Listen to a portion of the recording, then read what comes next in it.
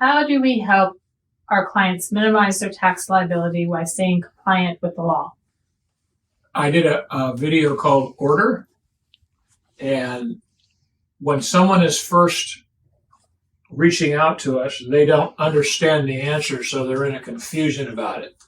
And by hiring us, we bring order, and all they got to do is follow our instructions, which are also known as orders. So there's two definitions of order. One of them is resolving the chaos, and the other one is by doing what we tell you to do because we know how to do it. And our exemption processes are actually written in the law, in California state law. So it's not that we are doing something, a loophole or anything like that. It's actually written in the law. How do you stay up to date on changes in aviation tax laws and regulations? The laws don't change. The interpretation of the law might change, and therefore you have to argue that interpretation, but the laws have not changed since I've been doing this. Whenever you deal with a tax agency, they always think they can make shit up and get you to pay the tax because they're taught to be bullies.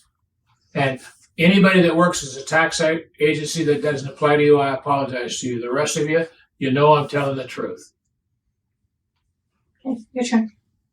What are the requirements of eligibility for Part 135 tax exemptions? The charter exemption, which is Part 135, is written right into the law and the regulation. The test period starts at the moment, right after you take possession, the first time that the wheels go up and it's in flight. It lasts for 12 months. It has to be more than 50% of the total flight hours have to be flown as charter flights, which means that because most of our clients who use the charter exemption are leasing their aircraft to a charter company, you've got to do your due diligence and get a charter company that's very trustworthy and has a very good reputation because they're in control of all of the documentation that you need to qualify for your exemption. And if you need anybody to point you to a charter company that we know we can work with and has very good reputation, just ask. Call Julie.